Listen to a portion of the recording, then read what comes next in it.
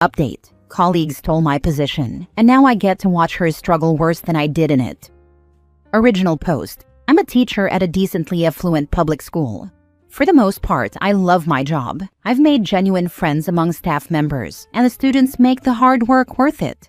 There are, of course, the negative parts of teaching you always hear about: low pay, grading during off hours, etc. But for the most part, the deal has been good. A few years back, I was recognized by my old boss as a potential leader in the building. He stressed to me that I was very data-oriented and well-liked among my colleagues.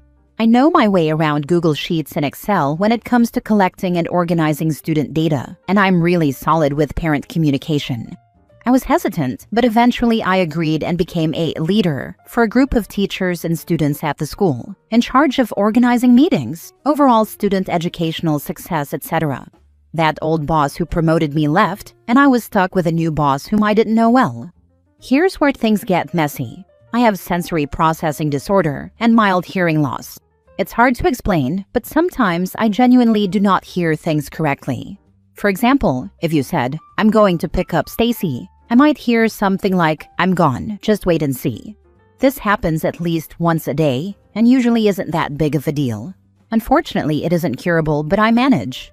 In meetings with my new boss, she would push strategies that were based on focusing on students whose state test scores were almost passing.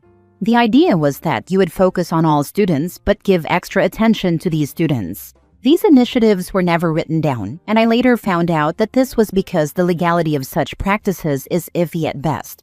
When these ideas were shared with me, I would constantly ask my boss after meetings to repeat herself, and then check my notes to make sure I had heard her correctly. I noticed at the time that she was passively frustrated when I did this, even though I explained that I had a hearing disorder. Looking back, I wonder if she felt pressured knowing that what we were doing wasn't kosher and if I made a bad impression. Now to introduce the main character of the story, whom I'll call Tenny, since she's the coach of the tennis team. Tenny is well liked by staff members for her years of service to our community in a particular area. I also liked Tenny a lot and figured she'd be a great team member.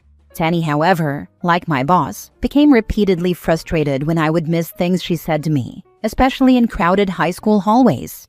Sometimes, she would even shout something to me as she walked past. This led to many gaffes and mistakes. I asked her repeatedly to pause and make sure I understood what she was saying, or to just email me. Nothing changed. There were at least 5 or 6 major moments when my hearing wasn't accommodated, when a simple email could have solved a problem.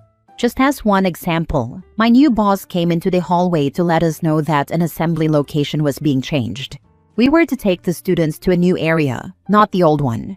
Of course, I heard that there was a change, but I didn't hear the location. Tenny was the only one nearby. I tapped my ear, which I usually do to indicate that I didn't hear something, and asked where we were going. Tenny quickly responded and walked away, and once again, I didn't understand. This resulted in me and my students walking into the assembly 5 minutes late after wandering the building in confusion. My new boss asked what happened, and I told her simply that I hadn't heard her correctly. Weeks later, I was called into a meeting with my new boss, and she told me that I was going to lose my leader position due to inconsistency and disrespect toward colleagues. I asked her which colleagues, and she told me that was private. I asked her how I had been disrespectful, and she said that sometimes you get frustrated when you say you can't hear things and tap your ear. I explained that this was the ASL sign for hear, as in, I can't hear you. She said that I should have communicated that. I said that I had constantly asked for written communication. She replied that I shouldn't always expect it. I knew it was a losing battle, and that any explanation I offered would just be shot down. I loved the school and the community, and fighting the new boss was only going to lead to more problems. I shouldn't have been surprised when a school-wide email went out announcing that Tenny was getting the leader position. Tenny was praised by colleagues in reply all emails, and it was frustrating to say the least. I know that she was the one who complained, and it was extremely bitter for me to see her rewarded for it. Cue the next school year. Tenny came into my room and asked me for the student data sheets that I had created using Google Sheets. I told her truthfully that even if I shared them with her, there wasn't much she could do with them. I brought her over to my computer and showed her the formulas I used and how I needed to adjust them every time a new student, section, etc. was added to the roster. She then asked if I could just continue updating these sheets outside of my leader position. I told her, as professionally as possible, that I would love to teach her how to do all of these things, but would need a stipend to do so. She asked whether any of the other leaders were doing what I did. I said they weren't. I was the only one and always had been. I'm a bit ashamed to admit that I took some joy in seeing Tenny's face go cold when she realized I wouldn't fold and that there was nothing she could do except cope with hours of data work each year or become proficient with Sheets or Excel, something I knew she wasn't going to do. And the real kicker? The parents. Parents of students are a joy to work with 99% of the time. I really mean that. It's so fun to work with the parents of the people I care most about. But it's the 1% who make your life a living hell. I've overheard Tenny complaining about being on the phone with a 1% parent for 45 minutes, losing her entire grading period. A call like that would have taken me about 5 minutes, since I have experience knowing how to stop circular arguments and get the parent on my side. What used to take me minutes now takes Tenny hours. Yes, she's getting my $1,500 stipend now, but I no longer have to deal with extra meetings, extra parent phone calls, miscommunication, etc. She's getting all the pain I got, and more. I feel ashamed that I'm taking so much joy in this, but Tenny made my life hell in a place I otherwise love. Have fun, Tenny. Now for the top comments before reading the update. As a former teacher, now disabled, I love all of this for your new boss and Tenny. Why educators are some of the most ablest people I've ever known? I have no idea. Your accommodations aren't a lot to ask for at all, and those two should absolutely know how to deal with a hard-of-hearing person. They can live with the consequences of their choices while you get to have an easier year. Yes, it is wild to see Tenny and other colleagues bend over backwards for a student with even the most mild of disabilities, and then do absolutely nothing for fellow adults. There were multiple times when students of mine were witnesses to Tenny's complete dismissal of me, and I can't even imagine what kind of message that sent them. My accommodations are simple work practices as well, and don't require anyone to do anything that wouldn't be totally normal in a work setting. Important things should be in writing, and typical hearing people miss stuff all the time. You made it look easy, so she thought it was easy. She realized all too late that it's not. A little schadenfreude isn't a bad thing. Also just curious, why didn't you push harder for an ADA accommodation with the new principal? What they did is discrimination and a form of sabotage. Honestly, I should have done it a lot earlier. Eventually, I did file one with a doctor's recommendation, but it wasn't until this past summer.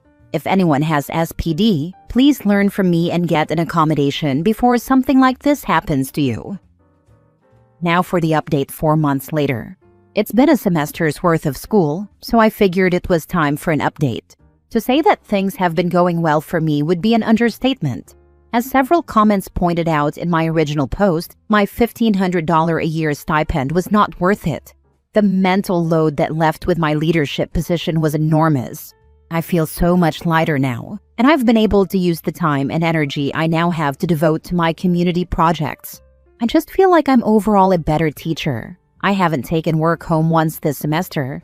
On the other hand, Tenny has been miserable. She's always one of the last teachers to go home, even in her coaching off-season, and she frequently cancels or forgets meetings. Unsurprisingly, Tenny has not been considerate of my hearing accommodation, now registered with the district. I keep my own meeting notes and show them to a trusted colleague afterward to see if I heard everything correctly. I usually get 1 or 2 things wrong. Recently, to my surprise, my boss held a staff-wide meeting where she pushed a shared meeting document and calendar practice among all of the teams. Tenny was visibly frustrated by this, but this is literally what I had been doing as a leader before, and seems to be a standard work practice in general. A trusted colleague told me after I uploaded my original post that Tenny and 2 other teachers were the ones who complained about my lack of preparation and inconsistencies to my boss. Since then, I have not spoken to those 2 other teachers unless necessary, but I remain very friendly and pretend like I don't know that they threw me under the bus. One of these teachers I'll call Ben. I didn't find it relevant in the original post, but Tenny teaches the same middle school subject I do, English. So does Ben. Anyone familiar with education knows that English is one of the most heavily tested subjects.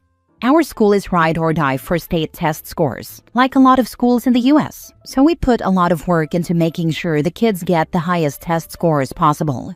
The TLDR is that, because I've had extra time and energy, I decided to really focus on exercises and other practices to get these kids scoring as high as I could. Our students get more opportunities in high school if they have higher scores, so it would be a win for everyone if I could make it work.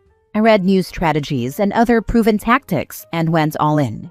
These efforts paid off when, at an all-staff meeting, my boss announced that our grade scored higher in English than in previous years. So far, with some of the initial tests, it was a 20% increase from the previous year overall. Wow.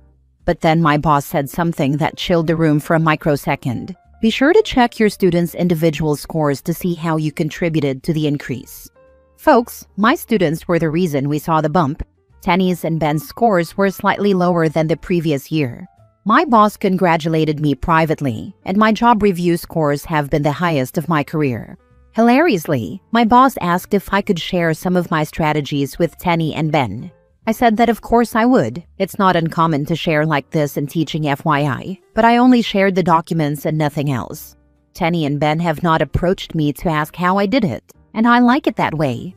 My favorite part of all of this, because of a lack of funds, the leadership position is being eliminated at the start of the next school year, and our teams are being dissolved. Tenny went through all of that drama for just 1 year in the position. I'm trying my best not to relish the news and to keep my focus on my own growth and the 95% of my colleagues who like and enjoy my company. My students are happier, I'm happier. I just have to keep my eyes on the positive and leave this behind me. Thanks to all for your kindness and support. And to anyone with a disability, get it in writing with your district so you don't go through all the pain I went through. Seriously.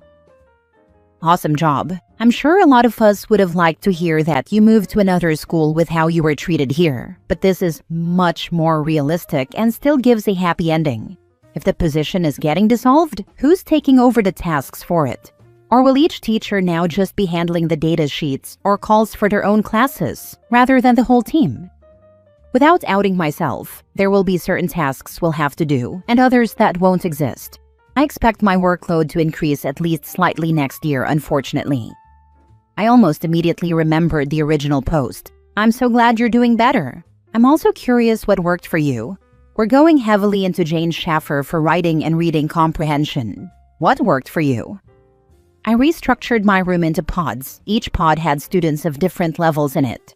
The lower-end students were purposefully placed on the side of the pods that I had easier physical access to. Every time the class did a group or individual activity, I would do secret check-ins to see where they stood. This was especially helpful for seeing how they did on certain skills that the test checked for.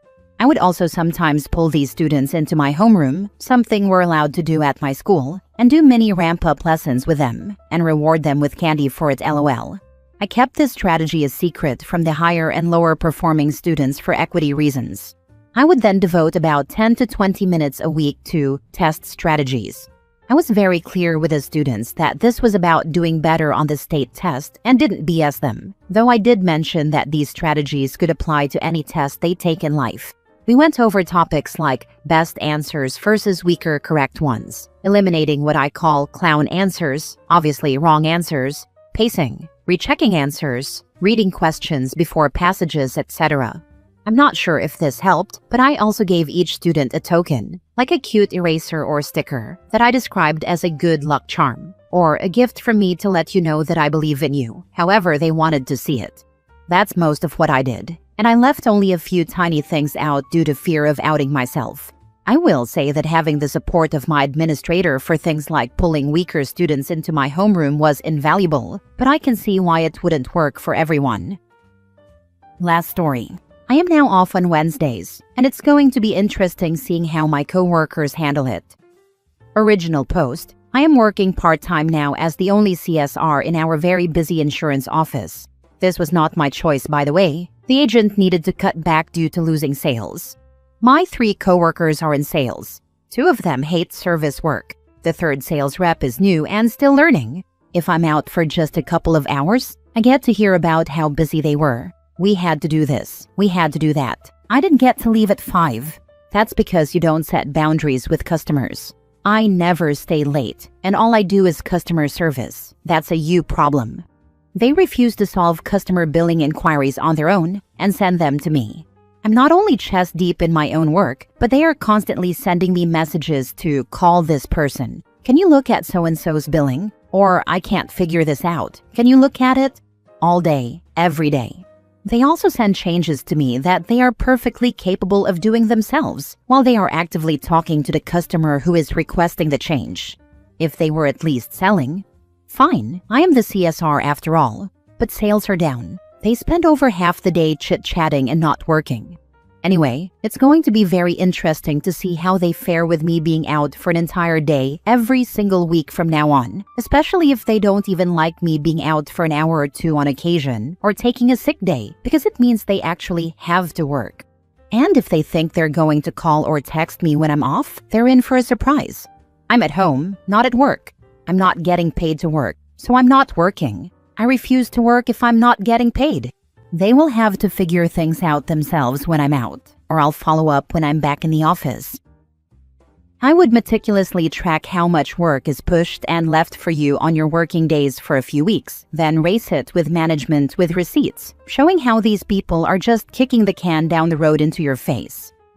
Yes, it seems likely that OP is in good need to set some boundaries with her employers, to make sure they don't pay her for 4 days while getting 5. I wonder how long before the agent figures out they need you full-time more than the 3 losers chit-chatting all day. 2. The new person actually works, but she's still learning a lot. Make sure that any issues they send you that need to be dealt with on Thursdays are done while you're in time off the phones. Let them know that this will be the case moving forward, and the more work they cause you, the longer you will be. Now for the update. Didn't even make it until tomorrow. They are already complaining about how busy they were. I imagine I'm going to hear even more complaining tomorrow about how this isn't working. Well, take it up with the boss. It's not my problem, because it wasn't my idea. That said, it didn't take me long to get used to having a day off every week. My husband and I figured out how to budget with me working 4 days a week, and we can do it. I may decide not to go back to 5 days.